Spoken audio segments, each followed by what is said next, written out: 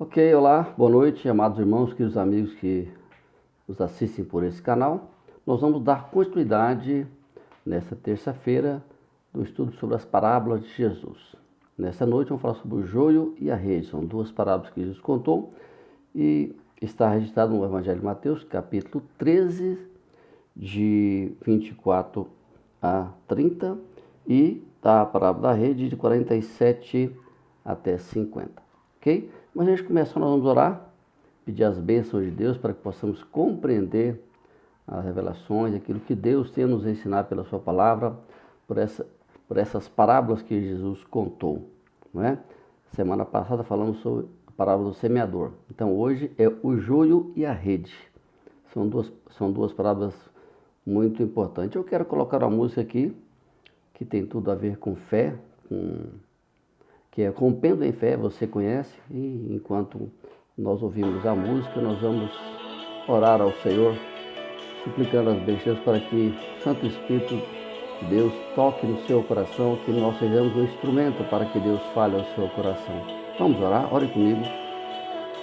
Grandioso Deus, eterno Pai, Deus maravilhoso, te louvamos, Pai, porque o Senhor é maravilhoso. O Senhor tem feito coisas grandiosas. Obrigado, Senhor Deus, pela oportunidade que temos de poder transmitir a Tua palavra por meio desse canal, por meio da internet. E quantas pessoas serão edificadas, Senhor Deus. Eu te agradeço. Toque o coração de cada uma delas. Que o Teu Santo Espírito esteja conosco aqui nesse momento de gravação e também quando as pessoas estiverem ouvindo as suas casas. Eu te louvo por esse privilégio. Abençoe cada pessoa que ouvir. Que sejam alcançadas para o melhor do Teu Santo nome. Perdoa os nossos pecados, nós oramos em nome de Jesus. Amém. É isso aí. Vamos então, nós vamos ler aqui Evangelho de Mateus, capítulo 13. Eu vou ler do 24 ao 30, que é a palavra do joio, para a gente depois ir trabalhando e no decorrer da lição nós vamos dar então a lição. Eu vou ler a parábola do joio e a parábola da rede, ok? Vamos lá. Jesus lhes propôs uma parábola dizendo: o reino do céu é semelhante. Eu quero dar abrir um parênteses aqui, como dissemos tanto na introdução desses estudos quanto na parábola do semeador. Jesus diz: o reino de Deus é semelhante, é uma comparação, não é igual, tá? É importante que a gente tenha esse entendimento, porque ele quer mostrar aos discípulos, quer mostrar às pessoas, para que as pessoas possam compreender, entender o que é ser o reino dos céus, porque ninguém conhece, ninguém esteve lá. Então Jesus quer dar uma ideia para que as pessoas possam compreender e sentir o desejo de fazer parte desse reino, ok? Então tá, vamos ler novamente. Jesus propôs a palavra dizendo: o reino dos céus é semelhante a um homem que semeou uma boa semente no seu campo. Mas, enquanto todos estavam dormindo, veio o inimigo e foi embora. Desculpe aqui, ó. Mas quando todos estavam dormindo, veio o inimigo e semeou o joio no meio do trigo e foi embora. Quando as plantas cresceram e produziram frutos, apareceu também o joio. Então os servos do dono da casa chegaram e disseram: patrão, o senhor não semeou boa semente no seu campo? De onde vem então o joio? Ele, porém, lhes respondeu: o inimigo fez isso. Mas os servos lhe perguntaram: o que o senhor quer que a gente vá e arranque o joio? O dono da casa respondeu: não, porque ao separar o joio, vocês poderão arrancar também o coelho do trigo. Deixem que ele cresça e junte-nos até a colheita. E no tempo da colheita darei aos ceifeiros que ajuntem primeiro o joio e amarrem os feixes para serem queimados, mas colham no celeiro o trigo bom. Esta é a parábola do joio e do trigo. Agora vamos ler aqui a palavra da rede. Mateus 13, 47 a 50 é o que vamos ler. O reino dos céus ainda é semelhante, lembrando o que eu falei na primeira leitura, o reino dos céus é semelhante a uma rede que foi lançada ao mar e apanhou peixe em toda a espécie. E quando já estava cheia, os pescadores arrastaram para a praia e, assentados, escolheram os bons para o cesto e jogaram fora os ruins. Assim será no fim dos tempos. Os anjos sairão e separarão dentre os justos e lançarão na fornalha, e ali haverá choro e ranger de dentes. Percebe-se que essa segunda parábola aqui, ela é mais clara quanto à questão da visão dos últimos tempos. Também a primeira parábola, do joio e do trigo, essas duas parábolas nós podemos chamar de são parábolas escatológicas, porque trata daquilo que se refere ao fim do mundo, onde haverá separação daqueles que aceitaram Jesus, daqueles que tiveram encontro com Deus, com aqueles que rejeitaram a Deus. Porque não existe meio termo. Ou você aceita a proposta de Deus, você aceita Jesus como Senhor e como Salvador, ou você o rejeita. Ok? Então vamos lá. Nós temos que considerar que grande parte da multidão que seguia Jesus não estava interessado muito na sua mensagem.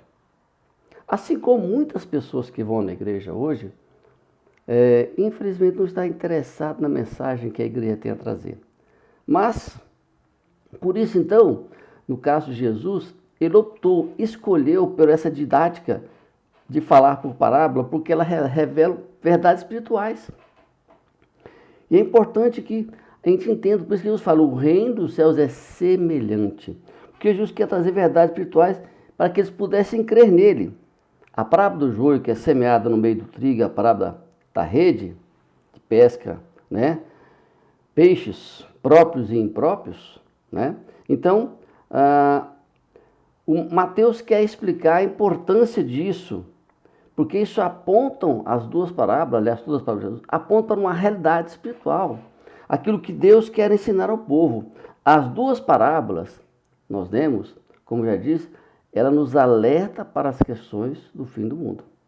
Ou seja, haverá, dentro desse contexto aqui, a colheita, que é o caso do trigo, certo?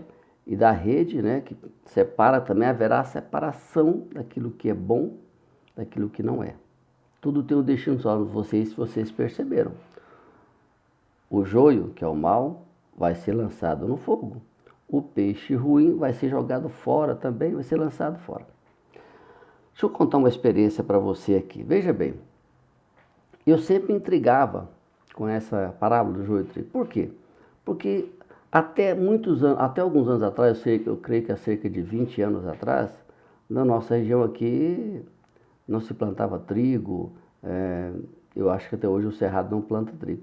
Mas mesmo no Brasil, nos estados onde produziu, mais no sul do país, ou seja, mas era uma cultura pouco conhecida para nós, certo? E uma vez eu fiz uma viagem missionária à Romênia, na casa do pastor Gerson, missionário Gerson e Sônia, e ele morava numa área que era na antiga, uma área rural, né, ali próximo da região da cidade de Bucareste, que é a capital da Romênia, e lá nós vimos algumas plantações, dentre elas eu sou muito curioso, porque sou nasci em fazenda, então gosto de ver plantas, essas coisas, e vi lá uma plantação, falei, isso aqui é trigo, né, porque eu sei que lá não produz arroz. Aí ele riu para mim e falou assim, você conhece a parábola do joio e do trigo? Eu falei, conheço. Pois isso aqui não é trigo, é joio. Irmãos, é interessante. Depois nós paramos numa plantação de trigo. E essa plantação tinha em torno de 30 centímetros, 40 centímetros.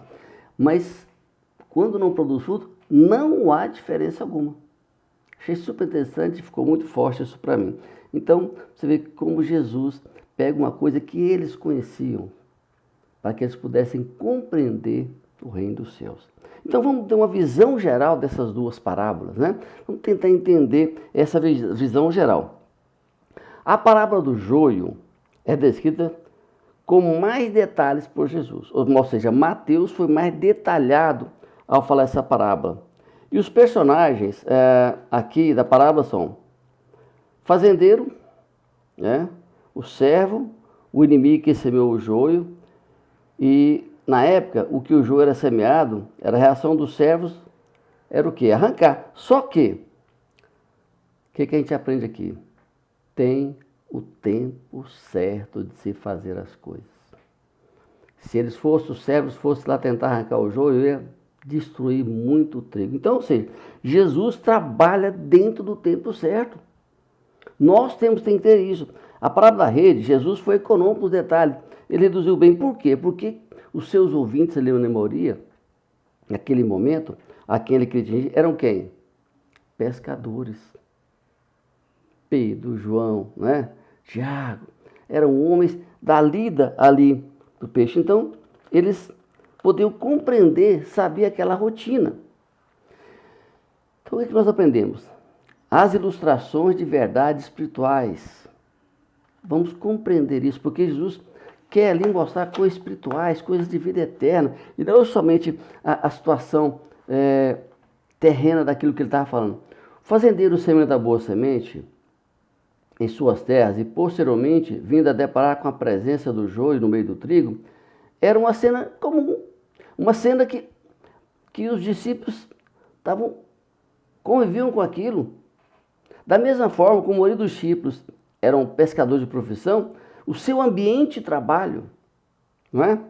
É bastante conhecido. Então, quando Jesus usa esse recurso, as pessoas que estavam ouvindo conseguiam compreender, conseguiam fazer uma comparação, certo?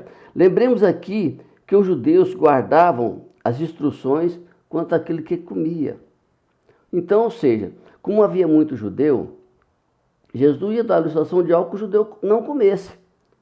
Por isso, quando a questão do peixe, nesse caso, fica mais específico, porque alguns tipos de peixes não podiam comer. Se você lá em Levíticos, vou ler para você, Levíticos 11, 9 e 10 diz assim: de todos os animais que há na água, comereis o seguinte: todo que tem barbatana e escamas, nos mares e nos rios, esse comereis. Porém, todo que não tem barbatana nem escama, este não comereis, porque é abominação.